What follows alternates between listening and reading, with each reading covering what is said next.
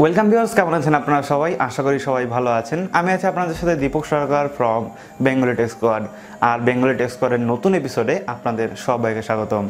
তো আজকে আমি আপনাদের বলবো যে আপনারা যদি ট্রেনে যাতায়াত করেন বা আপনি যদি অনলাইনে ট্রেনের টিকিট কাটেন বা আইআরসিটিসির যে অফিসিয়াল ওয়েবসাইট রয়েছে সেখান থেকে যদি আপনি টিকিট কাটেন, তো সেক্ষেত্রে আপনি কিভাবে বেনিফিট পেতে চলেছেন বা কিভাবে আপনি লাভবান হবেন সমস্ত কিছু আপনাদের সাথে আলোচনা করব।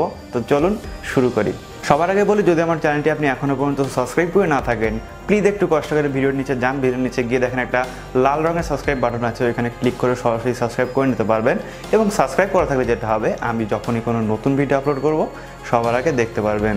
তো নর্মালি আমরা কি করি, আমরা যখন অনলাইন থেকে টিকিট কাটি বা আইআরসিটিসির যে অফিসিয়াল ওয়েবসাইট রয়েছে সেখান থেকে যখন টিকিট কাটি তখন তো আমাদের পে করতে হয়। তো পেমেন্ট মেথডটা আমরা কী করি, আমরা ইউজ করি ডেবিট কার্ড, আমরা ইউজ করি credit card, net banking use করি বা বিভিন্ন ওয়ালেট রয়েছে যেগুলো আমরা ইউজ করি।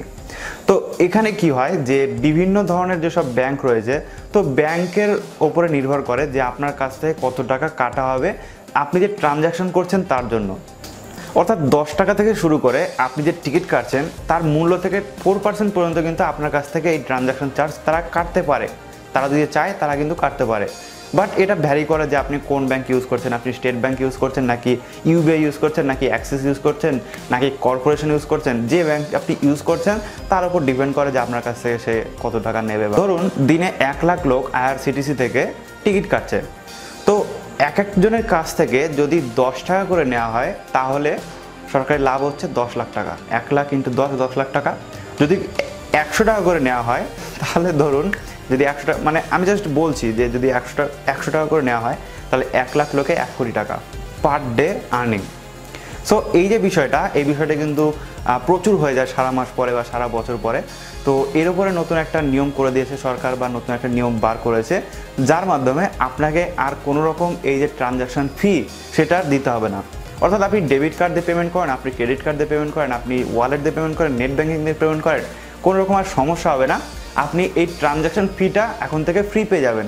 অর্থাৎ আপনার যে টাকাটা এইখান থেকে কাটা হতো বা আপনি এর জন্য যে টাকাটা দিতেন সেটার আপনার কাছ থেকে কাটবে না।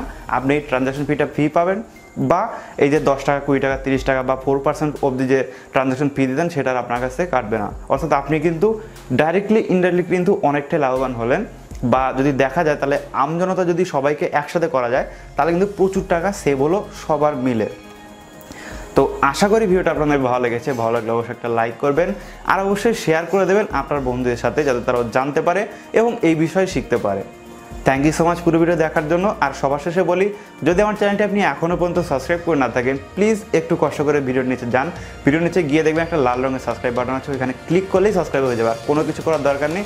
আর যদি চান সেক্ষেত্রে পাশে বেল আইকনটি রয়েছে, ওটা টিপে রাখবেন, তাহলে যখনই কোনো নতুন ভিডিও আপলোড করব কোনোটাই আপনার মিস হবে না, সমস্ত কিছু আপনার নোটিফিকেশান মোবাইলে চলে যাবে। এটা একদম free. Thank you so much পুরো ভিডিও দেখার জন্য। দেখা হবে নেক্সট ভিডিওতে।